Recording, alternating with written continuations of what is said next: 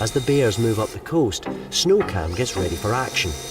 But the first bear it finds is an inquisitive young male. Like so many bears, he finds the spy cams intriguing.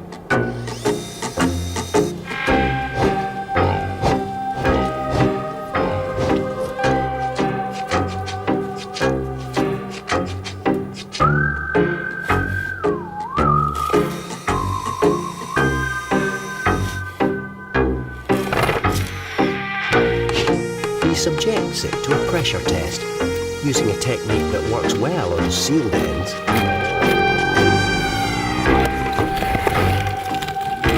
Snowcam is supposed to be indestructible, but it's buckling under the pressure. Snowcam films its last. It's March, and light returns to the high Arctic, sweeping away 4 months of darkness.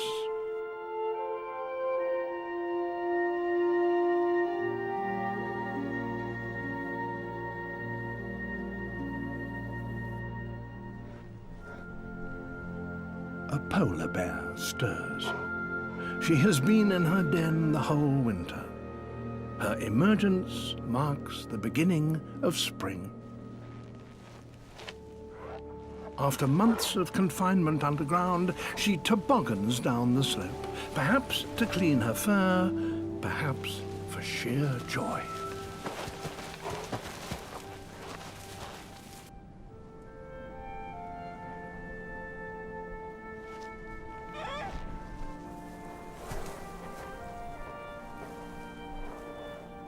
Her cubs gaze out at their bright new world for the very first time. The female calls them, but this steep slope is not the easiest place to take your first steps.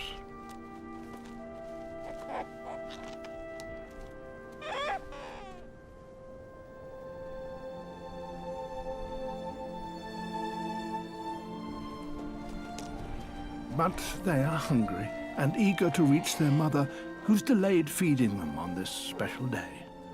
Now she lures them with the promise of milk, the only food the cubs have known since they were born, deaf and blind beneath the snow, some 2 months ago.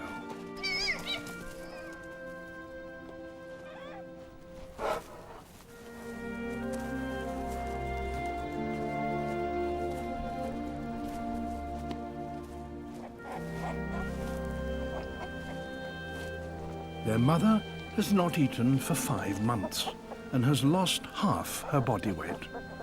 Now she converts the last of her fat reserves into milk for her cubs.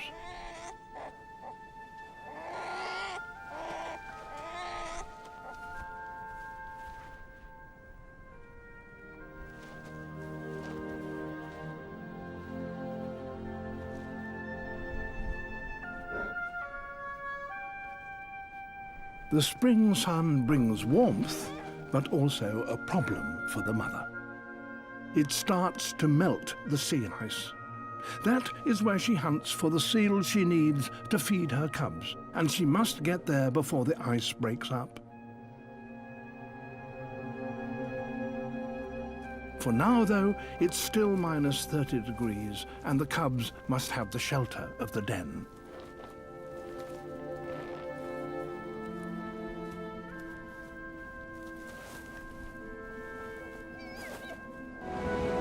I'm really hoping Lyra and Mickey will have returned. And we're in luck. Our family is back, but Lyra's behavior is different. It's interesting, she's coming towards us. Yeah.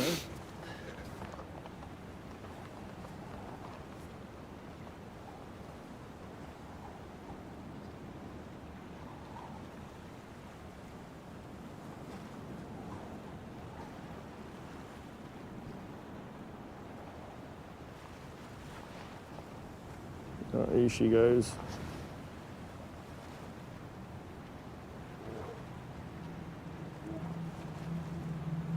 Okay, Lyra is getting a little bit closer, this is when I start getting nervous. Just a bit.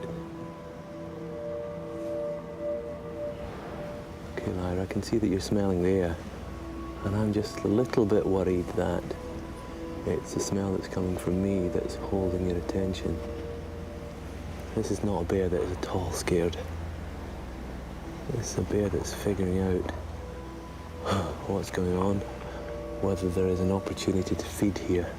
We're completely downwind, so Mick is getting quite a good scent of us here. Lyra's always actually moved away from us and kept a personal distance, and right at the moment it's the first time in the last year of being with her that she's actually turned around and come towards us, and it's her body movement and her stance that worries me a little bit when she's tense. She basically puts her front paws forward and builds up a stance. It's like a spring ready to take off.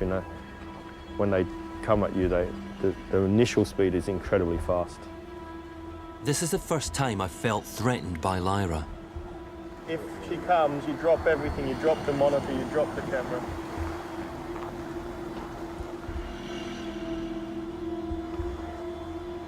Jason, is he safe there?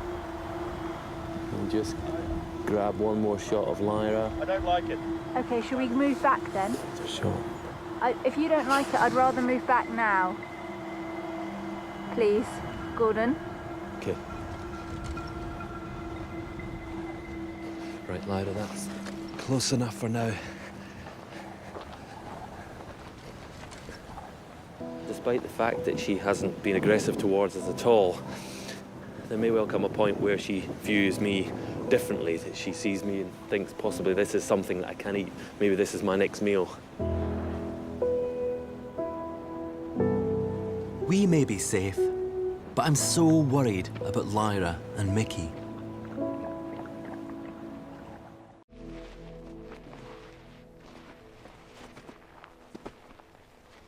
While the bears wait for the bay to freeze, there's little to do but sleep and play, giving visitors an intimate view of polar bear life. No one appreciates this more than scientist Malcolm Ramsey. In the summertime when we're working, it's at the time the bears are just coming on shore, and we've caught individual bears, probably on the day that they arrived ashore, in exactly the same spot that we've caught the same bear in previous years. The sea ice, remember, is not solid, so the bears are moving over a huge area, the size of Great Britain. It's on a substrate that's constantly moving, particularly in summer when they're about to come ashore. The ice is very broken up. Where the last vestiges of ice are found can vary by several hundred kilometers from one year to the next. And yet, they can swim right ashore in this, what is to us, a featureless environment, and know where they are. Malcolm's been following these animals for 20 years. They still surprise him. Every year I find that the bears do something quite extraordinary. And I'll think, why are they doing that? Where did that come from? What's going on there? I'll predict something will happen, and gosh, they don't do that at all. It's something completely different. Why would they do that? So I find it's no end of excitement to work with an animal in which every year I feel I know less and less about it. Rather, I realize their lives are much richer than I ever expected.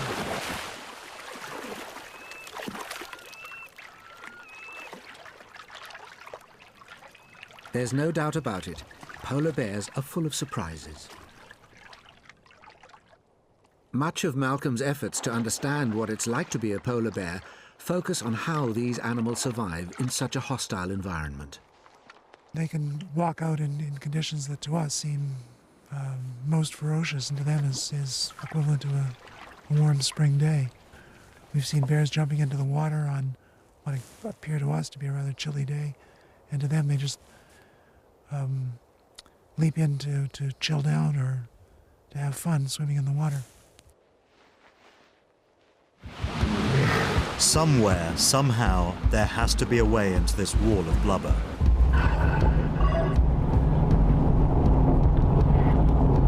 There are pups in there. There's one.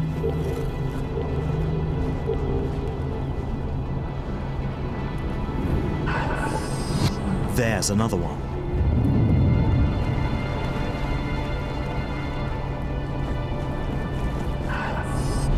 Another.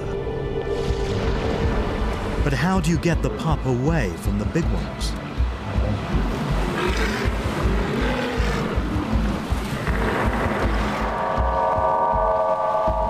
It seems to be more than one bear by itself can manage. But the bear isn't by itself. Other bears have picked up the scent. Polar bears are more than just solitary animals. They actively dislike each other. But they're all very hungry now, and there's an awful lot of food cornered here. They're circling like vultures. The only trouble is, these bodies aren't dead. Even the mother is here with her cub. The bears have backed the walruses into the water, but can they organize an assault?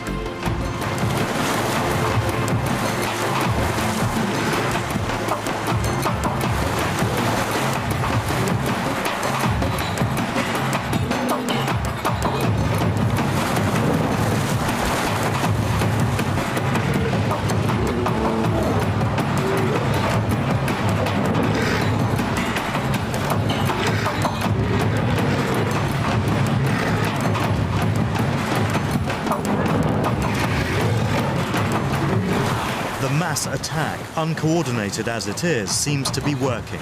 The walruses are breaking ranks.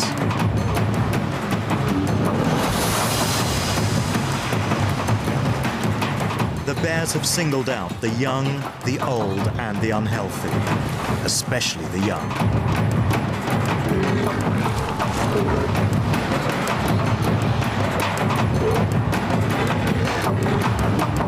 Now they're closing in.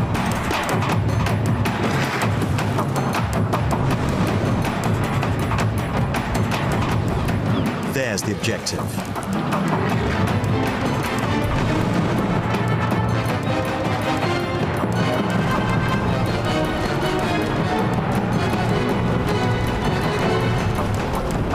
Confusion among the walruses. The wall of blubber is breached. A pup goes.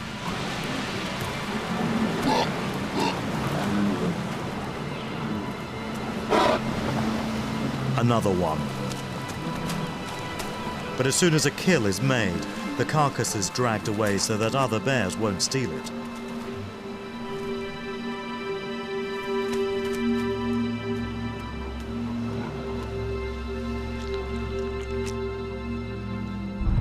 It's a victory and it's a massacre. The beach is covered with walrus meat and bones. Because there were so many bears, they're all feasting at a time when they might be expected to starve.